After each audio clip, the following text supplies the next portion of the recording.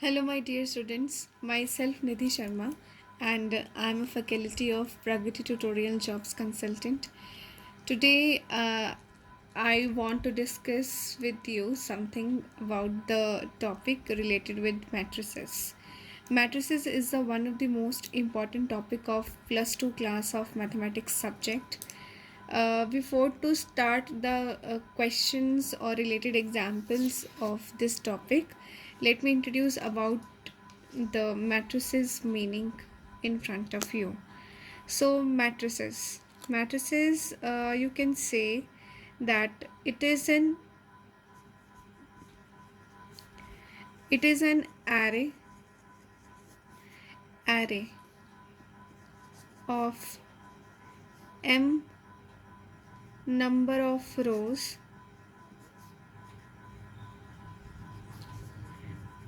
and n number of columns. Clear? So what does it mean array? Array is just like a collection.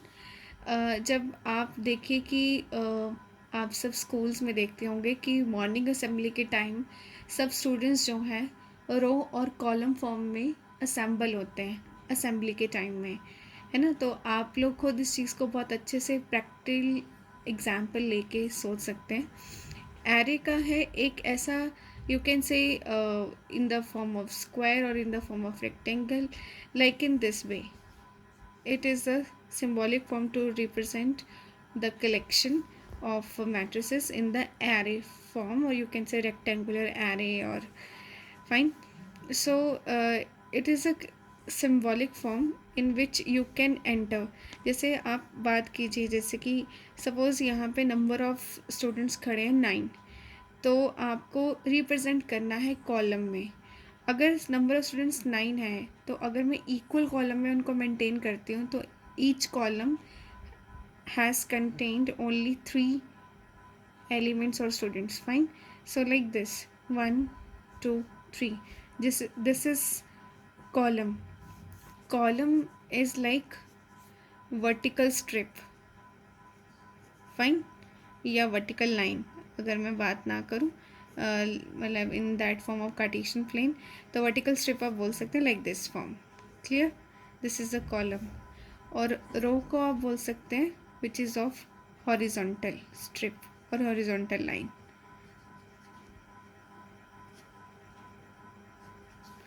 अब अगर मैं column की बात करूँ कि फर्स्ट स्टूडेंट यहाँ, सेकंड थर्ड यहाँ पे, फोर्थ फिफ्थ सिक्स्थ यहाँ पे, सेवन्थ एट्थ नाइन्थ यहाँ पे, अगर 3 कॉलम इंट्रोड्यूस हो रहे हैं तो 3 रोज़ भी इंट्रोड्यूस हो रही हैं। आप अच्छे से ये चीज़ देख सकते हैं।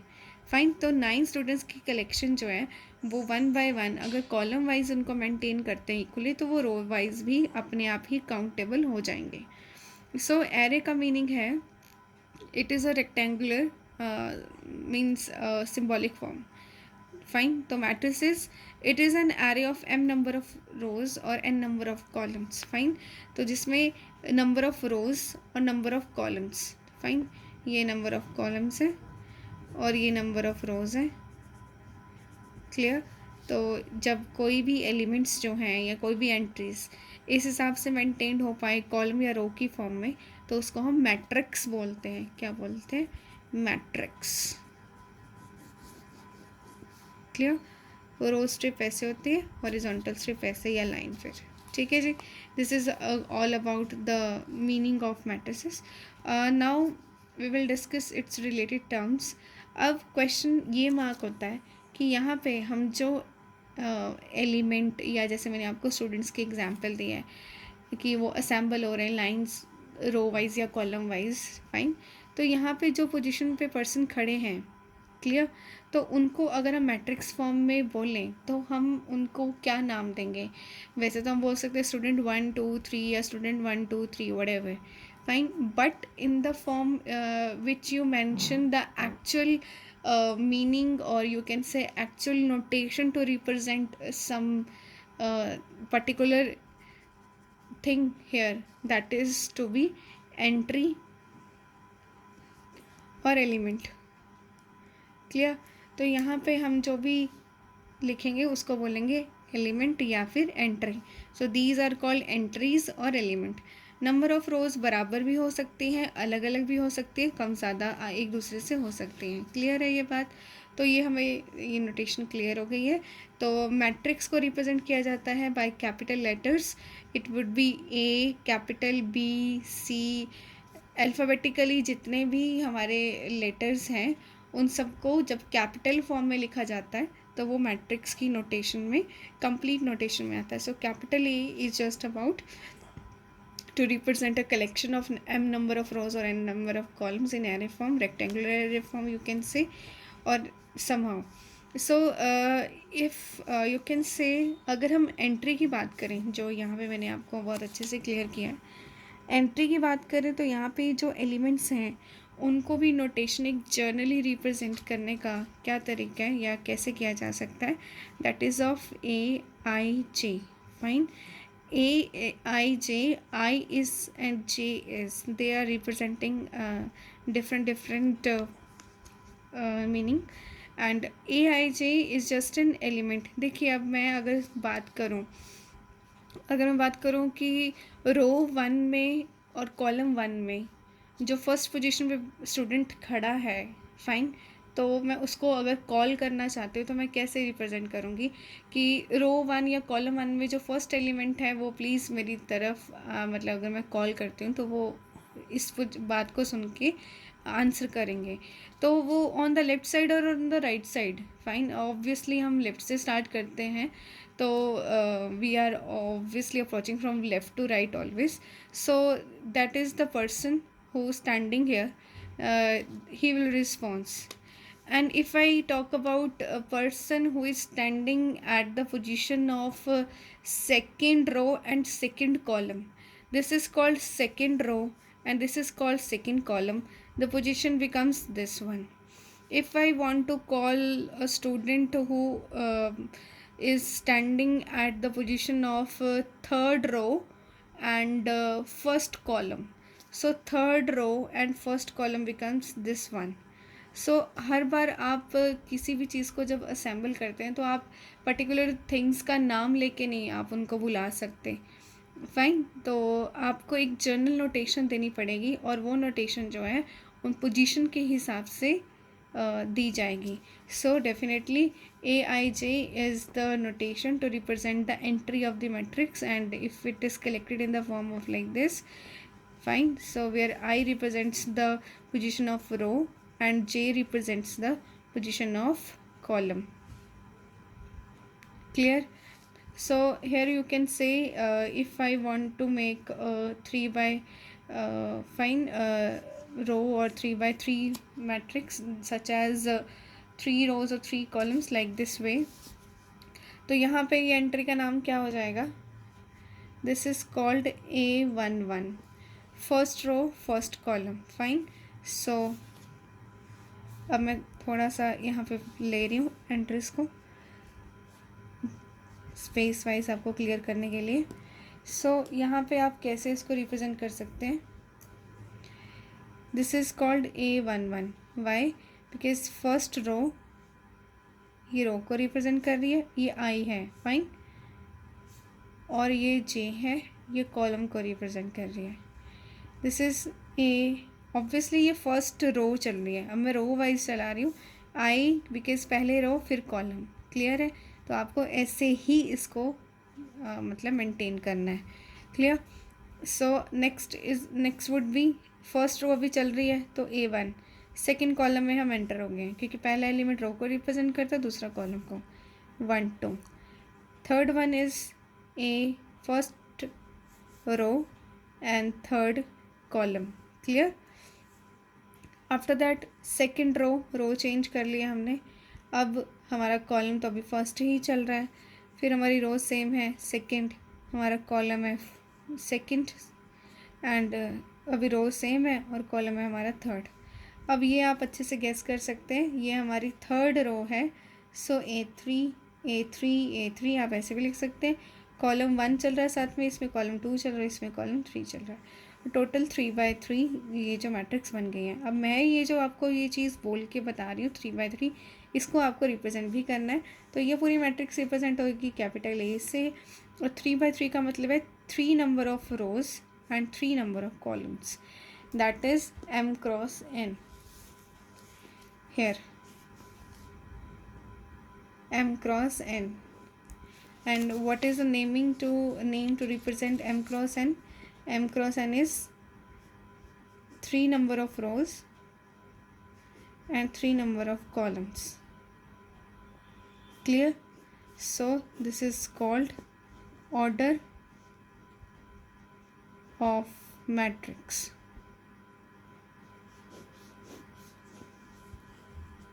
Clear?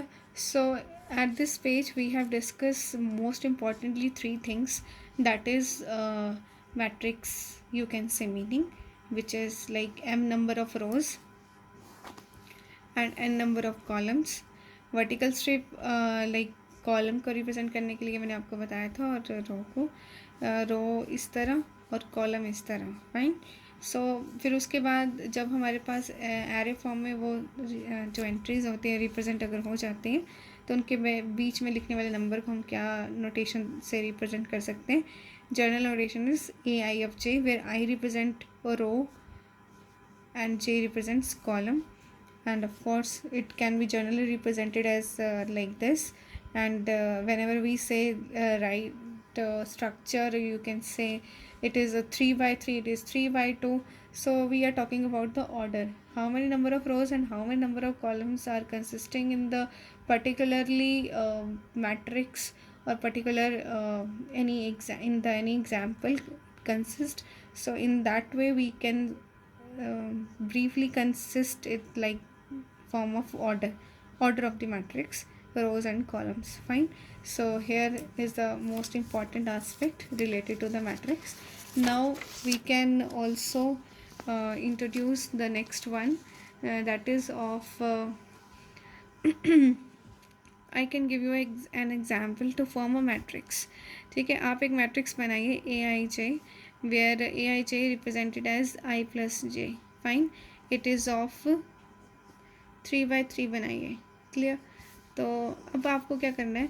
ऑफ कोर्स आपको ये रो दिया हुआ है, 3/3 का मतलब है 3 रो और 3 कॉलम। देखिए रो पहले आएगा, कॉलम बाद में, तो 3 रो 3 कॉलम बनाना है। तो आप इसको कीजिए, यानी कि जब आप A11, यानी कि सबसे पहले तो इसमें एंट्री कितनी रहेंगी? 3 रो और 3 कॉलम। मैट्रिक्स बनेगी, ए से रिप्रेजेंट करते हैं सपोज 3 रो, 1 रो,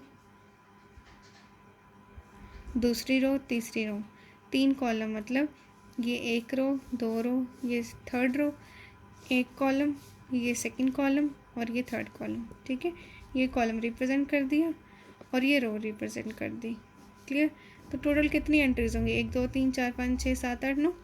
कौन सी एंट्री कहाँ लिखनी है, इसमें कोई भी कन्फ्यूजन नहीं रहा। अब जब हम बात करते हैं, ऑब्वियसली यहाँ पे मेरे पास मैट्रिसेस में कौन कौन सी एंट्री है? फर्स्ट रो फर्स्ट कॉलम है, ये फर्स्ट रो अभी चल रही है, 2nd कॉलम है, ये फर्स्ट रो 3rd कॉलम है, ये सेकंड रो शुरू होगी, 1st कॉलम है, 2nd रो है, 2nd कॉलम है, 2nd रो है, 3rd कॉलम है। अब 3rd रो में देखिए, रो ऑब्वियसली आप जिस भी पोजीशन पे देखेंगे उसको ध्यान से फोकस करके ही लिख पाएंगे। 3rd रो, 3rd रो, 3rd रो, 1st column, 2nd column, 3rd column, clear है। अब आप इसको लिख कैसे सकते हैं? इसकी वैल्यू कौन कौन सी होगी? वैल्यू होगी आपके यहाँ पे AIJ, A11, आई की जगह पे 1 है, ये आई है और ये J है, क्लियर। तो 1 1 पुट कीजिए, 1 1 1 + 1, यहाँ पे 2 आ गया। अब ये आई है और ये J है, आपको अच्छे से फोकस हो गया होगा, क्लियर है। तो 1 + 2 ऑब्वियसली इट इज़ 3, 1 + 3, जो वैल्यूज़ यहाँ पे आपको हैं इनिशियली से फिक्स में दी हुई हैं, वही वैल्यूज़ को आपने यहाँ पे पुट करना है, ध्यान दीजिएगा। सो I is for 1 and J is for 3, so it is 1 + 3, it is 4. So here is 3, here is 4, here is 5, here is 4, here is 5 and here is 6, fine. So our answer is 2 3 4 3 4 5, fine, and 4 5 6. This is the answer, 3/3 matrix A, clear. I can give you the second example of this. Make a matrix of AIJ which is represented as I minus j of 2/3, clear. So 2/3 में कितनी entries आएंगी? सबसे पहले तो ये देखना है 2/3 यानी कि 2 रो हैं और दो एक 3 कॉलम है। 3 कॉलम है क्योंकि फर्स्ट वाला इनिशियली रो रिप्रेजेंट करता है और सेकंड वाला कॉलम रिप्रेजेंट करता है। तो ये 2 रो हो गए, 3 कॉलम। तो यहाँ पे पोजीशन आ रही है आपके पास A11। A1 फर्स्ट रो है, फर्स्ट कॉलम है, सेकंड कॉलम है, थर्ड कॉलम है। सेकंड रो है, सेकंड रो है, सेकंड रो है, फर्स्ट कॉलम है, सेकंड कॉलम है, थर्ड कॉलम है। क्लियर हो गया होगा बहुत अच्छे से। So now it would prefer to write the directly value of these positions. 1 minus 1 it is 0, 1 minus 2 it is minus 1, 1 minus 3 it is minus 2, it is 2 minus 1 1, it is 2 minus 2 0, it is 2 minus 3 minus 1. आपने इस positions की value को इन positions numbers को उठा के substitute करना है और मैट्रिक्स आपकी बन गई। Entries would be negative, positive, fine. आपकी जो मैट्रिक्स की एंट्रीज हैं वो नेगेटिव हो, पॉजिटिव हो, ज़ीरो हो, रैशनल हो, इरेशनल हो, doesn't matter. Clear? it is consisting of all real numbers, so and it is of 2/3 quantum. So in this lecture you can easily see that we are discussing about the meaning and that of just like with the given example and this related terms like elements and order, and then to focus to create a example of matrices related order and entries. So in the coming video I'll discuss some another important facts related to matrices. Thank you.